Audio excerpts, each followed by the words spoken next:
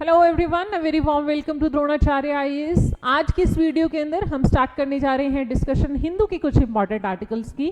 लेकिन उससे पहले कल की वीडियो के अंदर मैंने आपको लास्ट में एक सवाल पूछा था कि इंटरनेशनल लेवल पर परसिस्टेंट ऑर्गेनिक पॉल्यूटेंट से रिलेटेड कौन सी ऑर्गेनाइजेशन या कन्वेंशन है।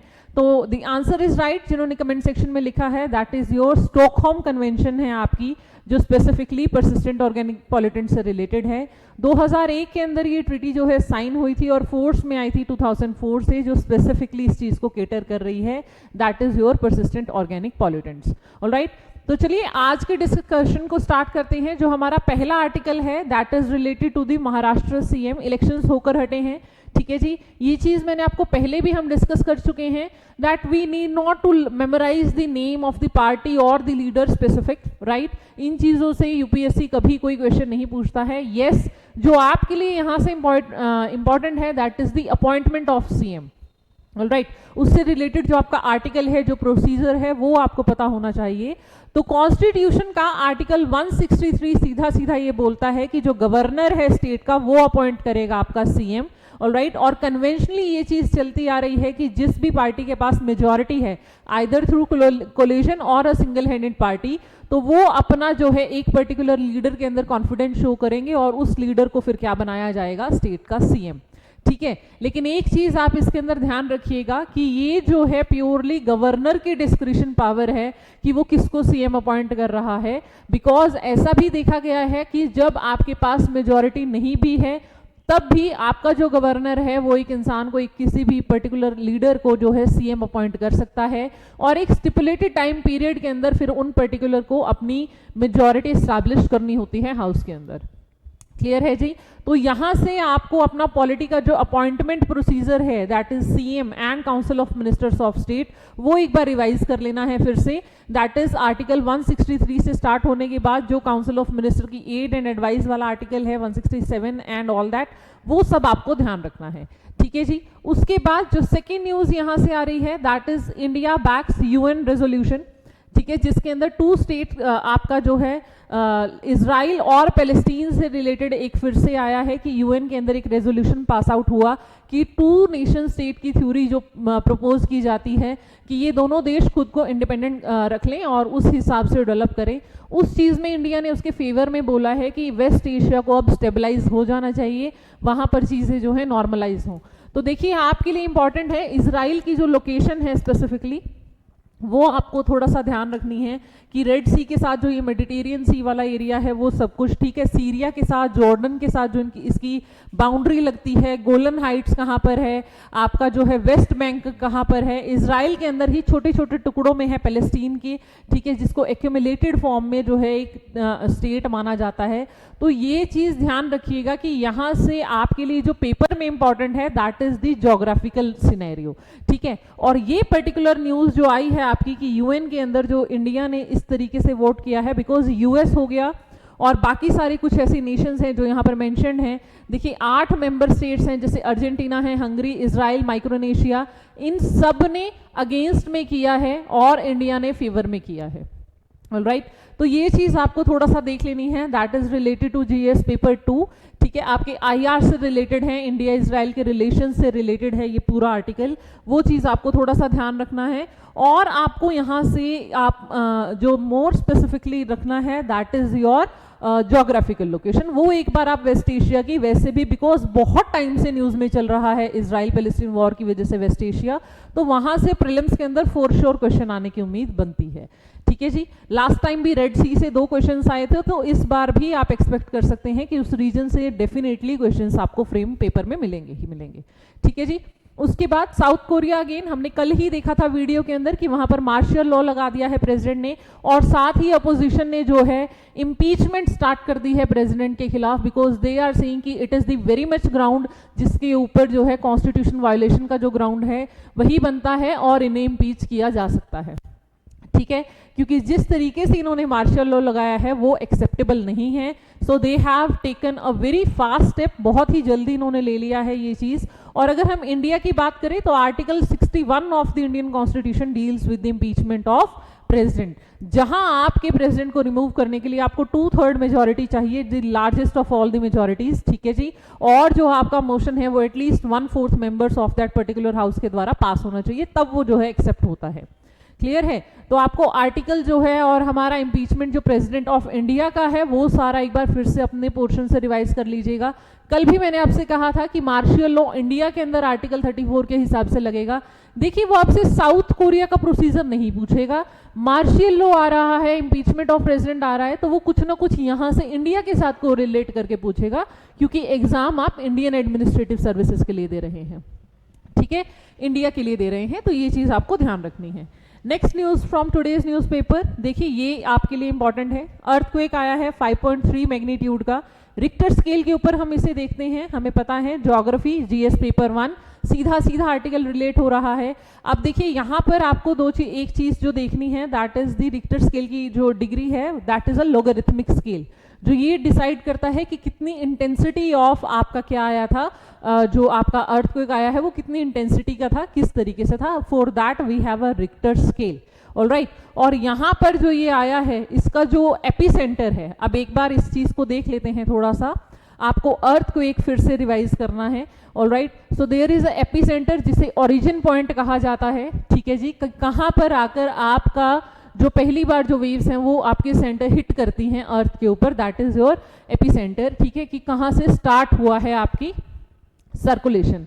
नाउ यहाँ पे आपको अर्थ को एक रिवाइज कर लेना है स्टैटिक पोर्शन से जीएस के, और दूसरी चीज जो इंपॉर्टेंट है वो एक बॉडी आ रही है, that is national centre for seismology. ये जो आपका सेंटर है ये मिनिस्ट्री ऑफ अर्थ साइंसेज के साथ रिलेट करता है, और ये स्पेसिफिकली सिर्फ अर्थक्वेक को मॉनिटर करने के लिए है कि कहाँ पर कौन सा आया है, कितनी, जैसे ही आपका अर्थक्वेक आकर आपकी जो शॉक वेव्स हैं वो पास आउट होती हैं, उसके कुछ टाइम बाद ही बुलेट्स में ये डिक्लेयर कर देते हैं कि कितनी इंटेंसिटी का स्केल था और किस तरीके से उसको मेजर किया गया है, एपिसेंटर कहाँ पर है, फोकस कहाँ है, all that stuff is completely told to you, ठीक है जी। तो ये चीज आपको देख लेनी है। आपको पी वेव, एस वेव्स, जो आपकी सेकेंडरी और प्राइमरी वेव्स का कंसेप्ट आता है, वो आपको अपने स्टैटिक पोर्शन से आज रिवाइज कर लेना है, because earthquake is in news, तो आपको फिर से एक बार देखने को मिलेगा, ठीक है। और इसके अंदर ये बताया गया है कि जिस जगह पर ये आया है it is in Telangana state, और जो इसका एपिसेंटर है that is in the Godavari fault line, ठीक है, गोदावरी के डेल्टा की फॉल्ट लाइन में पड़ता है। तो ये जो है आपका 55 सालों के बाद इतना स्ट्रॉन्ग कोई आपको देखने को मिला है इस पर्टिकुलर रीजन में, ठीक है जी। तो इसीलिए भी ये न्यूज इंपॉर्टेंट है, एंड ऑब्वियसली अब आप यहाँ से अर्थक्वेक को तो पूरा फॉर श्योर रिवाइज करेंगे ही करेंगे कि आपके फोकस से जब जो अर्थ सिस्मिक वेव्स हैं वो ऊपर निकलती हैं तो किस तरीके से चीजें होती हैं, ठीक है। इसी पे आपके इसी पेज से एक और इम्पॉर्टेंट न्यूज जो निकल कर आ रही है, दैट इज रिलेटेड टू अस्थाई मोडी लेक। हमने कुछ दिन पहले ही वीडियो के अंदर पूरा टेक्सचर कंटेक्स्ट के अंदर ये आया था फिश किल का मामला, ऑलराइट। उसके अंदर हमने देखा था कि यहाँ पर हजारों फिश जो हैं वो डेथ हुई थी, जहां मैंने आपको पूरा डिटेल में लेबोरेट मैनर में बताया था कि किस तरीके से आपका एक्वेटिक सिस्टम जो है हैम्पर हो जाता है जब आपका एल्गल ब्लूम की सिचुएशन आती है, राइट। यहां पर इस आर्टिकल के अंदर ये कहा गया है कि एक स्पेसिफिक पैनल बनाया गया है ताकि आपका जो इलीगल डंप हो रहा है, जो बहुत ज्यादा डंप हो रहा है अस्थाई मोडी लेक में, उसको रोका जा सके, उसे कंट्रोल किया जा सके। ध्यान देने वाली बात यह भी है कि अस्थाई मोडी लेक, वेम्बनाड एंड शस्तमकोटा, ये तीनों लेक आपकी रामसर साइट्स हैं, ऑलराइट। इंडिया में total number of Ramsar sites are 85, उनमें से 3 जो हैं केरला के अंदर हैं और अस्थाई मोडी उनमें से एक है जो इस टाइम पे बहुत ज्यादा क्राइसिस फेस कर रही है। तो it is our moral duty as well as international obligation भी है हमारे ऊपर, ये इंटरनेशनल साइट ऑफ इंपॉर्टेंस भी है, नेशनल साइट भी है इंपॉर्टेंस की, ठीक है। तो ये हमारी बहुत ज़्यादा आप कह सकते हैं रिस्पॉन्सिबिलिटी बन जाती है कि इस इकोसिस्टम को फिर से हम सरफेस करें, इसे फिर से एक बार ध्यान से देखें एंड इसको बचाने की कोशिश करें। तो यहाँ से आपके लिए जो इंपॉर्टेंट न्यूज़ आ रही है, देखिए यहाँ पर अल्गल ब्लूम अगेन आप समझ सकते हैं। अगर मैं आपको मोटा मोटा बताना चाहूँ तो ये जिस वजह से ये पूरा का पूरा जैसे डेटरेट मैटर आपका पड़ा है, तो यहाँ पर अलगेई जो है वो अपने आप पनपना शुरू हो जाएगा, बिकॉज वो इसको डिकम्पोज करना चाहेगा। और जब न्यूट्रिटिव वैल्यू बहुत ज़्यादा बढ़ जाती है तो अलगेई पूरी आपकी लेक के सरफेस के ऊपर ग्रीन कलर की या रेड कलर की काई बन जाती है, ठीक है। उसकी वजह से जो सोलर रेडिएशंस हैं आपकी वो पेनिट्रेट करना, दैट इज अल्गल ब्लूम होगा, तो नेचुरली सोलर रेडिएशंस जो हैं वो अंदर पेनिट्रेट नहीं कर पाएंगी। ऑलरेडी वहाँ पर पॉल्यूटेंट्स प्रेजेंट है, पॉल्यूटेंट प्रेजेंट होने की वजह से उसको जो है बायोडिकम्पोजर्स जो एक्शन में आ रहे हैं तो बीओडी को बढ़ा रहे हैं, ऑक्सीजन की डिमांड ऑलरेडी बढ़ रही है इकोसिस्टम के अंदर। अगर सनलाइट पेनिट्रेट नहीं कर रही है तो फोटोसिंथेसिस नहीं होगी, तो ऑक्सीजन की प्रोडक्शन भी आपकी डिक्रीज हो जाएगी। दोनों ही केसेस में एक तरफ ऑक्सीजन यूज ज़्यादा हो रही है और दूसरी तरफ प्रोड्यूस नहीं हो रही है। इन दोनों कारणों की वजह से टोटली इकोसिस्टम के अंदर जो प्रेजेंट आपके फिशेज हैं उनको ऑक्सीजन नहीं मिलेगा इनहेल करने के लिए, and that resulted in the fish kill. Alright, तो वो चीज़ आपको ध्यान रखनी है। वो पूरा का पूरा कॉन्सेप्ट एक बार फिर से GS3 इन्वायरमेंट के कंसेप्ट से आप इसको रिलेट कर सकते हैं। देन उसके बाद यहाँ पर रामसर साइट्स जो हैं वो मेंशन है, अस्थाई पुड़ी एंड वेम्बनाड लेक केरला वाली, वो आपको एक बार देख लेनी है। क्लियर है जी? तो जो चीज़ें न्यूज़ में होती हैं अगेन आपको ये चीज़ तो ध्यान ही रखनी है। वैसे तो आपको रामसर साइट सारी की सारी याद होनी चाहिए, लेकिन फिर भी जो न्यूज़ में है वो तो स्पेसिफिकली याद होनी ही होनी चाहिए, ये तो फॉर श्योर है। ऑलराइट, नेक्स्ट जो न्यूज हमारी निकल कर आ रही है that is from this particular page, जहां पर हमारे पास एक आर्टिकल आया है related to sand illegal mining से रिलेटेड दिस वन। ठीक है, यहां पर टॉप कोर्ट ने बोला है कि 5 स्टेट्स को आप अपने फैक्ट्स और फिगर्स लेकर आइए इलीगल सैंड माइनिंग से रिलेटेड। देखिए, सैंड माइनिंग क्या है? किसी भी रिवर, लेक या कोई भी वाटर बॉडी है वहां से जब आप सैंड निकालते हो, जिससे रेत, बजरी, ये सब जो कंक्रीट मटेरियल आपका बिल्डिंग के अंदर यूज होता है, उसके लिए स्पेसिफिकली फिर आगे पूरा बिजनेस है। ये पूरी एक लॉबी होती है जिसके अंदर आपके जो निकालने वाले हैं, देन क्रेशर्स लगते हैं, और फिर उसके बाद जो है आपका ये जितने भी आपकी रिवर सिस्टम्स चलते हैं उन सभी के बैंक्स पर आपको ये अपने आसपास देखने को मिल जाएंगे if you are aware enough about your environment. ठीक है, तो वहां से ये लोग क्या करते हैं, कंक्रीट के लिए जो ये रेत और ये जो आपके स्टोन्स होते हैं, बजरी वगैरह ये जो बनती हैं जिससे बिल्डिंग्स बनती हैं, वो सब सेपरेट आउट होता है एंड फिर उसको एक पर्टिकुलर रेट पे बेचा जाता है। क्लियर है? Now what is the harm side? Harm side ये है, देखिए, जब आप अपनी किसी एक पर्टिकुलर रिवर का इकोसिस्टम इतना ज़्यादा डिसबैलेंस कर दे कि आप बहुत ज़्यादा डीप सैंड माइनिंग कर रहे हैं, तो उस पर्टिकुलर रिवर का इकोसिस्टम हैम्पर होता है। आप उसके लिए डिफॉरेस्टेशन करते हो, वो लैंड कंप्लीटली डिग्रेड हो जाती है, वो कंप्लीटली सेलाइन या फिर आप कह सकते हैं इनफर्टाइल लैंड बनती चली जाती है। ठीक है, बिकॉज आप चाह रहे हैं कि आप डीप टू डीप जाके माइनिंग करें, उससे उसके नेचुरल रिसोर्सेज पे बहुत ज़्यादा फर्क पड़ता है, आउटफ्लो पे फर्क पड़ता है, रिवर का पूरा इकोसिस्टम जो है डिसबैलेंस हो जाता है। इसीलिए जो आपका सैंड माइनिंग वाला जो कंसेप्ट है, इलीगल सैंड माइनिंग, इसको बैन भी किया गया है। 1957 का हमारा एक एक्ट है that is mines regulation act, जिसके अंदर कंप्लीटली ये चीज़ कही जाती है कि माइनिंग एरिया को किस तरीके से रेगुलेट करना है। उसी के अंदर एम्बिट में रहते हुए आपके सुप्रीम कोर्ट के चीफ जस्टिस ने कहा है कि आप हमारे पास पूरा फैक्ट्स और फिगर लेके आए जो स्पेसिफिकली जो स्टेट मेंशन की गई हैं। देखिए, आप यहाँ पर पढ़ पाएंगे, तमिलनाडु है, महाराष्ट्र है, आंध्रा है, पंजाब है, मध्य प्रदेश है। इन स्टेट्स को स्पेसिफिकली बोला गया है कि क्योंकि आपके यहाँ से केसेस बहुत ज़्यादा आ रहे हैं, so please do come with your ultimate solution, कि आप किस तरीके से चीज़ें कर रहे हैं, उसके फैक्ट्स हमारे सामने पेश कीजिए। ठीक है, यहाँ पर कहा गया है, देखिए, कुछ रिवर्स भी हैं जो मेंशन की गई है, see here in last, that is Godavari, Krishna, Penna, Mahanadi, Tungabhadra, Vamsadhara, ठीक है, बहुनंदा और महेंद्र तान्या रिवर्स जो हैं आंध्र प्रदेश के अंदर जो फ्लो कर रही हैं स्पेसिफिकली, उनके बारे में है। तो ये रिवर्स आप एक बार अपने मैप पे आज फिर से लोकेट कर लीजिएगा। देखिए, ऐसा थोड़ा ही ना होगा कि यूपीएससी स्पेसिफिकली आएगा और आपको बता के जाएगा कि कहाँ से कौन सी चीज़ें, जो चीज़ न्यूज़ में आ रही है, जो पेपर में छप रही है, जिस चीज़ के रिलेटेड कोई इशू क्रिएट हो रहा है, वहीं से ही आपका क्वेश्चन फ्रेम होने वाला है। स्पेसिफिकली जो लोकेशन बेस्ड है, रिवर बेस्ड है, ज्योग्राफी के जो मैप बेस्ड क्वेश्चन है वो तो आएंगे ही वहीं से, जो चीज़ आपकी न्यूज़ में चल रही है। कोई भी जगह, कोई भी प्लेस अगर न्यूज़ में है तो उसकी ज्योग्राफिकल लोकेशन तो आपको वैसे ही पता होनी चाहिए कि किस तरीके से इसको याद करना है। क्लियर है जी?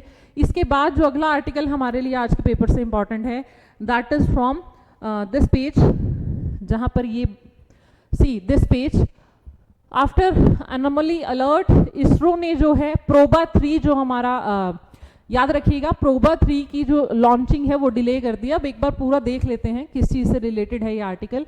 तो प्रोबा 3, सबसे पहले इस मिशन को जानते हैं। याद रखना, ये भारत का मिशन नहीं है, it is an mission of European space agency.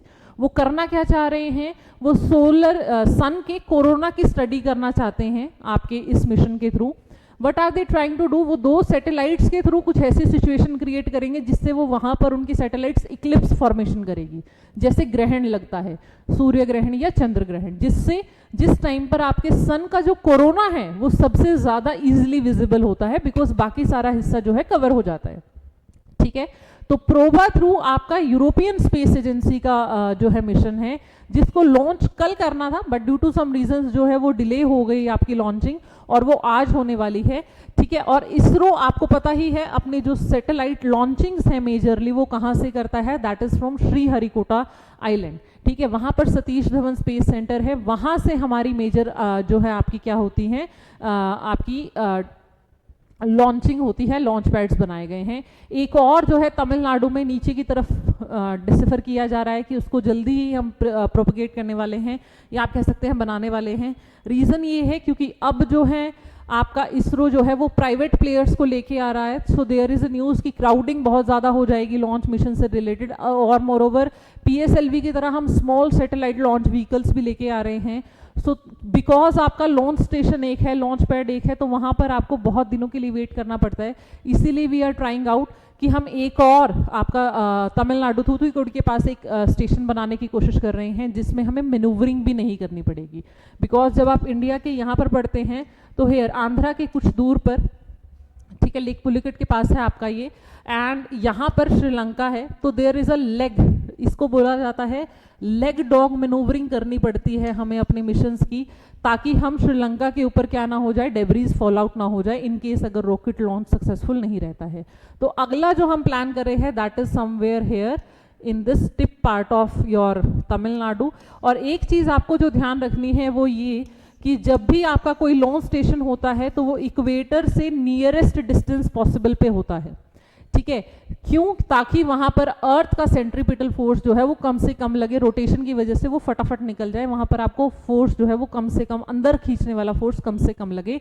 That is how, इसीलिए हम चाहते हैं कि इक्वेटर के पास हो जहां पर आपकी रोटेटरी स्पीड भी ज्यादा रहती है। क्लियर है जी बात, तो उसकी वजह से हमें नेचुरल शिफ्ट मिलता है, ये चीज़ ध्यान रखिएगा। इसीलिए हम तमिलनाडु और यहाँ पर हमारा नीचे की तरफ है इसरो का Satish Dhawan space centre Sriharikota island. आज फिर से ये चीज़ आपको अपने एटलस में एक बार फिर से आपको मार्क कर लेनी है।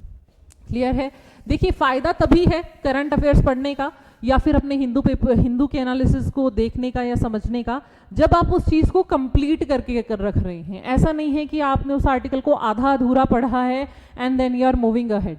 ठीक है, आपने न्यूज़ को सिर्फ ऊपर ऊपर से देख लिया, सिर्फ चलते चलते पढ़ लिया, तो उस चीज़ का कोई फायदा होने नहीं वाला है। आपको उसकी थोड़ी सी तो अंडरस्टैंडिंग बनानी पड़ेगी, मुद्दे को समझना पड़ेगा, थोड़ा सा उससे रिलेटेड मैप में देखना पड़ेगा। जब तक आप मैप के साथ देखिए, विजुअल रिप्रेजेंटेशन आप अपना जितना स्ट्रॉन्ग रखेंगे उतना आपकी प्रिपरेशन बेहतर होती चली जाएगी। ये चीज़ आपको थोड़ी सी ध्यान रखनी है। सेकेंड जो न्यूज़ है वो इसी पेज से है, भूटान के किंग जिंगमे वांगचुक जो हैं वो इंडिया आ रहे हैं। हमने अभी कुछ दिन पहले पढ़ा था कि वहाँ की जो प्राइम मिनिस्टर है दैट इज शेरिंग तोब्गे, वो भी आके गए थे, जहाँ हमने गिनोफू जो आपकी सिटी आइलैंड जो बन रही है उससे रिलेटेड प्रोजेक्ट के ऊपर बात की थी। दिल्ली के अंदर समिट अटेंड करके गए थे वो। Alright, now the king is coming and it is again a welcome state for India. India और भूटान के रिलेशंस जो है वो हमारे लिए बहुत इंपॉर्टेंट है, बिकॉज अगर आप ध्यान से देखें तो इंडिया जो है दैट इज़ ये हमारी IRGS पेपर 2 से रिलेट करता है। देखिए यहाँ पर नेपाल है, सिक्किम है, देन भूटान है। 2017 के अंदर डोकलाम की इशू के अंदर आपके भूटान ने ही हमारा सबसे ज़्यादा साथ दिया था, जहाँ उन्होंने अपनी टेरिटरी घोषित कर दिया था। और ये जो स्टेट्स हैं आपके लिए, ये चाइना के इंट्रूजन से आपको बचाती हैं, because these act as your buffer states. चाहे बांग्लादेश हो गया या नीचे श्रीलंका हो गया, इन सभी देशों के साथ हमारे जो रिलेशंस हैं वो बहुत स्ट्रॉन्ग और बहुत ही कोर्डियल होने की बहुत ज़रूरत है। एल्स और अदरवाइज जो मेन कम्पिटिटिव चाइना है, जैसे हमारा जो स्पिरिट है वो जो है हमारा वो बढ़ जाएगा और वो फिर दिक्कत हो जाएगी। ठीक है जी, तो भूटान के साथ हो रहे ये सारे विजिट्स हमारे रिलेशंस को थोड़ा स्ट्रेंथ कर रहे हैं, because these are showing kind of friendly emotions. समझ में आ रही है? तो अगर कोई भी हाईएस्ट ऑफिशियल डिग्नेटरी आ रहा है, स्टेट का पूरा किंग आ रहा है, तो डेफिनेटली ये चीज़ आपके लिए इंपॉर्टेंट हो जाती है। भूटान की जो कैपिटल है दैट इज थिम्पू, और India Bhutan relations from GS paper 2 are the work of fiction from today's paper. ठीक है जी, वो चीज़ आपको थोड़ी सी ध्यान रख लेनी है। उसके बाद इसके बाद हमारे पास जो इंपॉर्टेंट आर्टिकल आ रहा है that is from text and context.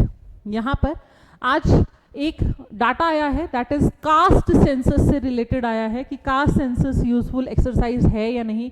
देखिए, हमें पता है कि इंडिया के अंदर इस टाइम पे बहुत सारी स्कीम्स जो चल रही हैं, चाहे वो पीएम आयुष्मान भारत हो या और जो हमारी सब्सिडाइज्ड स्कीम्स हैं, उसके अंदर जो बेनिफिशियरी है वो आपका सोशो इकोनॉमिक कास्ट बेसिस पर होता है।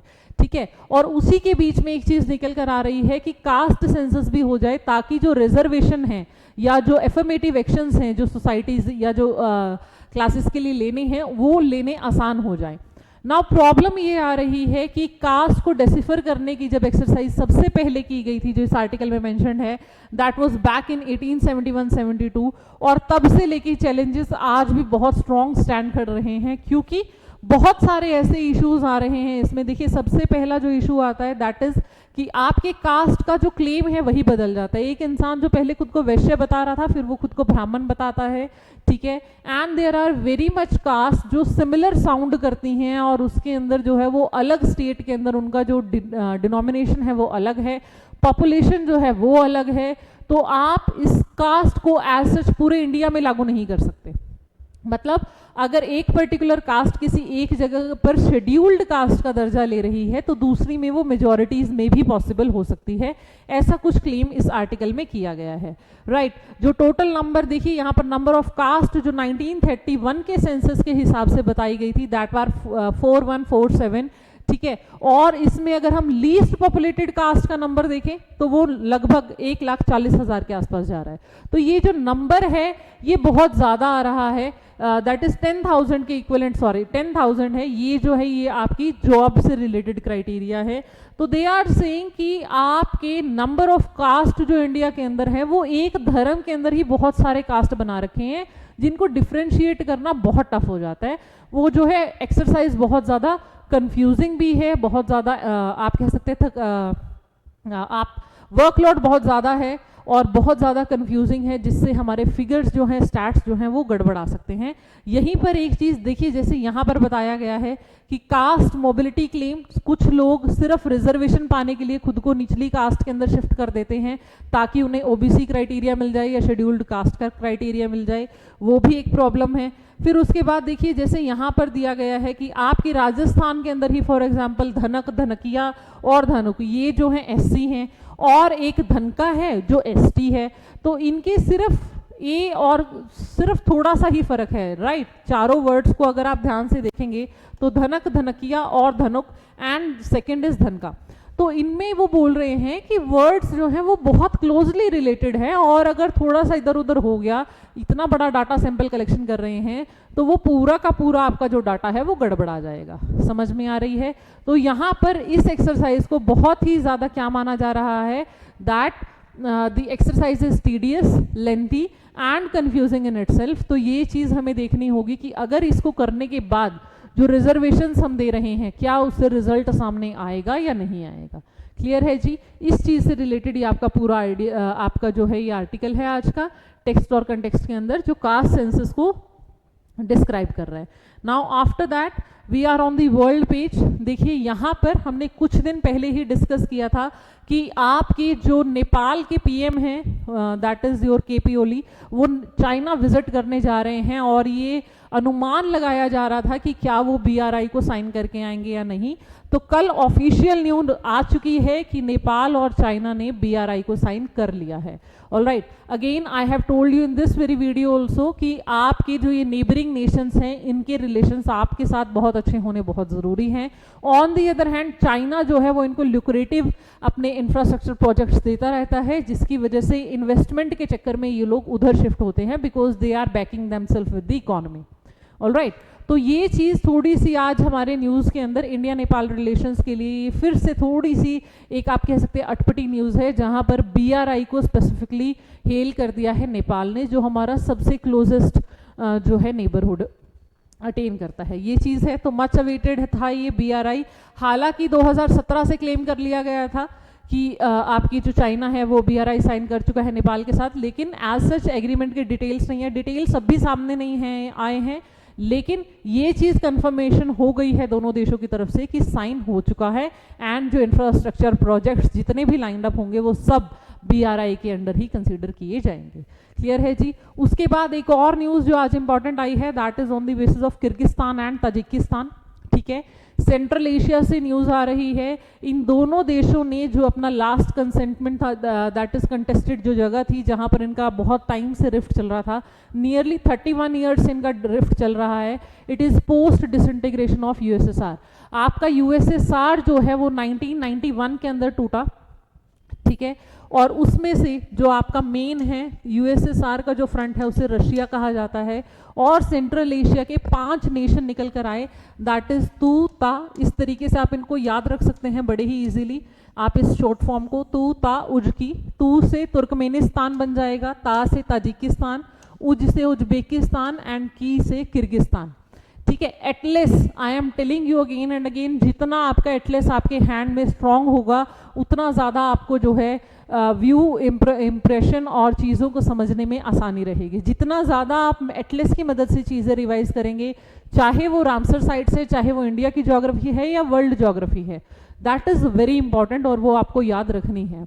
नाउ न्यूज़ के अंदर 2 नेशन हैं, किर्गिस्तान और Tajikistan, that is these 2 nation. इनकी यहाँ पर बाउंड्री एरिया में एक रीजन पड़ता है बाख्तन रीजन, ठीक है, और फरगना वैली, जहां पर ये पूरा क्राइसिस था 31 सालों से इन दोनों देशों के बीच में, क्योंकि डिमार्केशन जब USSR का डिसइंटीग्रेशन हुआ तो बहुत अच्छे से नहीं हो पाया, और कुछ ऐसा रीजन था जहां पर वाटर की अवेलेबिलिटी, ग्राउंड वाटर की अवेलेबिलिटी बहुत ज़्यादा है, तो दोनों ही देश उसके ऊपर अपने क्लेम्स रख रहे थे। ठीक है जी, तो आपको यहाँ से ये याद रखना है कि इनकी लोकेशन कहाँ है, सेंट्रल एशिया के अंदर किस तरीके से ये बाउंड्री शेयर करते हैं।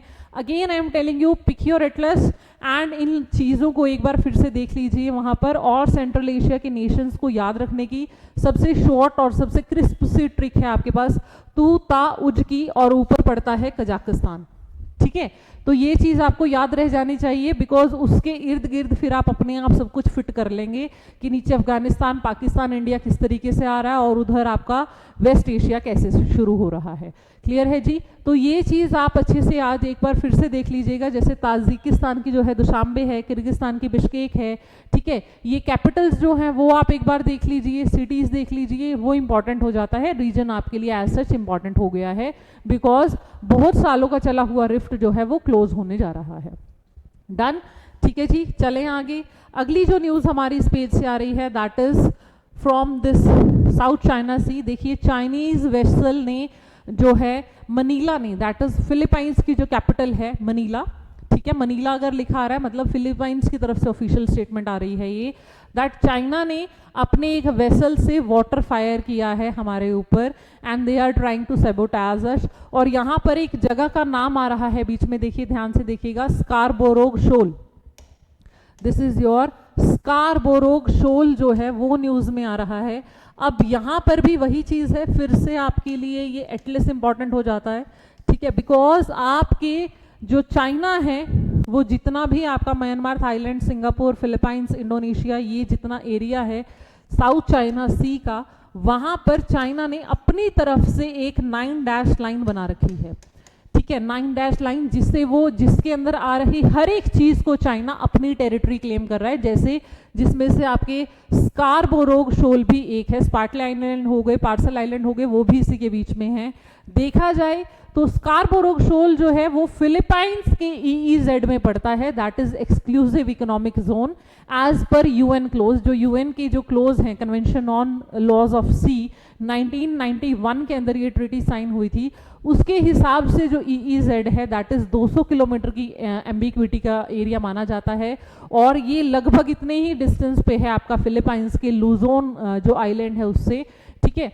नाउ क्योंकि ये EEZ में पड़ रहा है तो फिलीपींस इसके ऊपर अपना क्लेम करता है, ऑन दी अदर हैंड आपका जो चाइना है वो इसे 9 डैश लाइन की बाउंड्री में कंसीडर करता है कि ये सब मेरा है, ठीक है। तो यहाँ पर आपके ये जितने भी साउथ एशियन जो नेशंस हैं आपके, दैट इज म्यांमार हो गया, इधर से वियतनाम हो गया, म्यांमार और थाईलैंड ऊपर रह जाते हैं, but Vietnam, Laos, Cambodia, and then नीचे की तरफ आएंगे तो आपको Singapore, Malaysia, Indonesia, Philippines, Brunei, ये सब मिल जाएंगे जो साउथ चाइना सी में कॉन्स्टेंटली चाइना के साथ क्या रहते हैं, इनका टफ चलता रहता है just because of the boundary issues. क्योंकि देखिए जो आपके मरीन आइलैंड्स हैं उनके पास जो है रिसोर्सेज बहुत ज़्यादा है आसपास, वहाँ पर फिशिंग जोन बनते हैं बहुत इंपॉर्टेंट। सेनेगल का इशू हमने देखा था राइट, अफ्रीकन कोस्ट के ऊपर, जहाँ हमने देखा था कि अफ्रीका की कोस्ट पे जाके भी चाइना जो है अपने वेसल्स के थ्रू फिशिंग करता है कि वहाँ के लोकल फिशरमैन के लिए कुछ नहीं बच रहा है। ऑलराइट, तो चाइना जिस तरीके से डोमिनेट करना चाह रहा है वर्ल्ड सिनेरियो पे, वो एक अलग टॉपिक ऑफ डिस्कशन हो जाता है। बट आज के न्यूज़पेपर की ये तीनों ही जगह, that is your South China Sea का ये स्कारबोरोग शोल, फिर उसके बाद आपका किर्गिस्तान, ताजिकिस्तान हो गया, Nepal, China, these are your related to IR, ठीक है। उसके बाद पहले पेज से जो आपका UN का, इंडिया का जो साइन करना है राइट, वो चीज़ इजराइल पैलेस्टीन मुद्दे के ऊपर, वेस्ट एशिया पूरा न्यूज़ में चल रहा है, तो वहाँ पर भी आपको चीज़ें देखनी पड़ेंगी, ठीक है जी। तो अपने एटलस को उठाइए, आज की इस हिंदू पेपर की एनालिसिस से आपको एक चीज़ क्लियर हो रही है, चाहे अस्थाई मुडी लेक हो, वेम्बनाद हो, हरिकोटा आइलैंड हो, whichever thing is in news, you have to mark it on your atlas, only then you will be able to just memorise it easily, और विजुअल्स के साथ आप उसको बहुत इजीली कोरिलेट कर पाएंगे। आसपास की एक दो चीज़ें एक्स्ट्रा देख लेंगे तो आपको कहीं नुकसान नहीं होने वाला है, ठीक है जी। So thank you very much for today's discussion and keep watching the videos. Thank you.